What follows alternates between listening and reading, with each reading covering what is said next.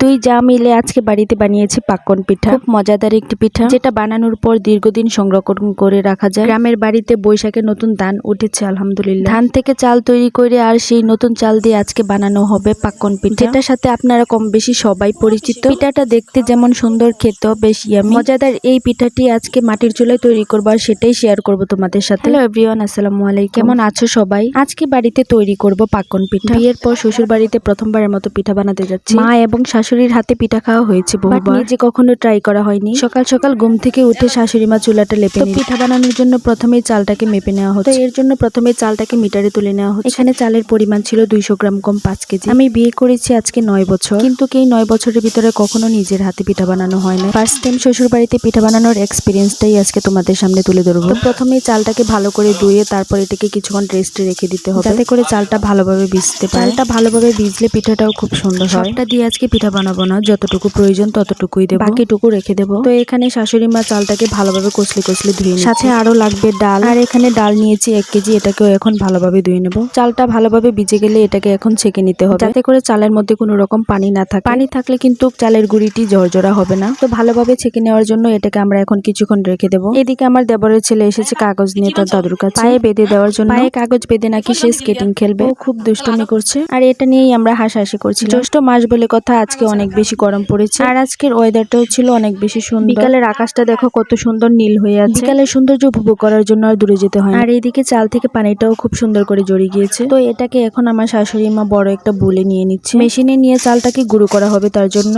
চালটাকে গুঁড়ো করার জন্য এখন নিয়ে যাওয়া হচ্ছে মেশিনে। আর চাল গুঁড়ো করার জন্য এই মেশিনটা ছিল আমাদের বাড়ির পাশেই। পিঠা খেতে কে কে পছন্দ করো, আর কার কোন পিঠা সবচেয়ে বেশি পছন্দ তোমরা কমেন্টস করে জানাতে কিন্তু ভুলবে না। আর এইদিকে দেখো এই কাকাটা আমাদের চালগুলো গুঁড়ো করে দিচ্ছে। আর এদিকে চাল গুঁড়ো করা হয়ে গেলে ডালটাকেও আমি পরিমাণ মতো পানি এবং লবণ দিয়ে ভালোভাবে সিদ্ধ করে নেব। তো আজকের এই পাকন পিঠাটি বানানোর জন্য আমার উপকরণ হিসেবে লাগছে 5টা ডিম, 1 কেজি চিনি এবং পরিমাণ মতো চালের সাথে আরো অ্যাড করেছি 1 কেজি ডাল। তো এদিকে ডালটাও আমার সিদ্ধ করা প্রায় কমপ্লিট, আর এই ডালে এখন পরিমাণ মতো চালের গুঁড়োগুলো অ্যাড করা হবে। এদিকে মানসুরা চালের গুঁড়িটাকে ডালের সাথে ভালোভাবে মিক্স করে নিচ্ছে। তো পারফেক্ট মতো চালের ডোটাকে তৈরি করার জন্য এখানে পরিমাণ মতো চালের গুঁড়ি দিয়ে দেওয়া হচ্ছে। এটাকে ভালোভাবে কিছুক্ষণ নেড়ে চেড়ে মধ্যে তারপর মিক্স করে নিতে হবে সবকিছুকে একসাথে, তা না হলে ভিতরে একটু গুটি গুটি ভাব থাকতে পারে। তো ডোগুলোর মধ্যে এখন ডিমগুলোও দিয়ে দেওয়া হচ্ছে। একে একে সবগুলো ডিম এখানে দিয়ে দেওয়া হয়েছে। এদিকে চিনি শিরা বানানোর জন্য আমি চিনিতে পরিমাণ মতো পানি দিয়ে চুলায় বসিয়ে দিয়েছি। এখন এটাকে আস্তে আস্তে ভালোভাবে জাল করে নিতে হবে। তো এরই মধ্যে সন্ধ্যাও নেমে এসেছে। চিনি শিরাটা হয়ে গেলে আমি কড়াই বসিয়ে তেল গরম করে নেব। এখানে আমি পরিমাণ মতো তেলটা দিয়ে দিলাম। তো কারেন্ট ছিল না, এরই মধ্যে গরমে ঘেমে টেমে একদম মাংসটা এই গরমের মধ্যে ঘেমে টেমে পিঠা বানাচ্ছে, আর আমি বসে আছি পিঠা শিরা দেওয়ার জন্য।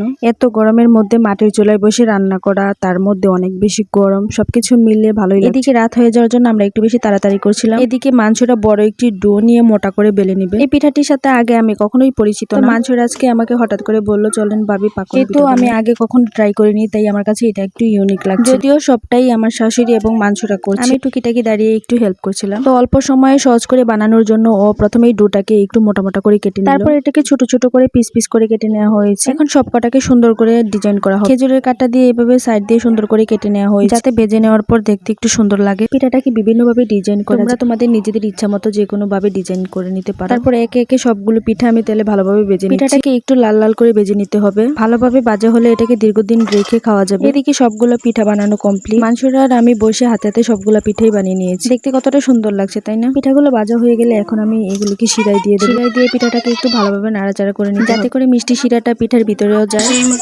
বলো সেই স্বাদ, সেই স্বাদ ভাই, টেস্টি হয়েছে। খাইতে দিলে আমরা কইও বানালি আমি।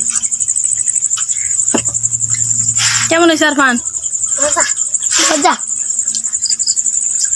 পিঠাগুলি দেখতে কতটা সুন্দর লাগছে মাশাআল্লাহ। চাইলে বাসায় তোমরাও এই মজাদার রেসিপিটি ট্রাই করতে পারো। আজকের ভিডিওটি এই পর্যন্তই। ভিডিওটি ভালো লাগলে অবশ্যই like, comment, subscribe and share করতে ভুলবেন না। And thanks for watching this video. আল্লাহ হাফেজ।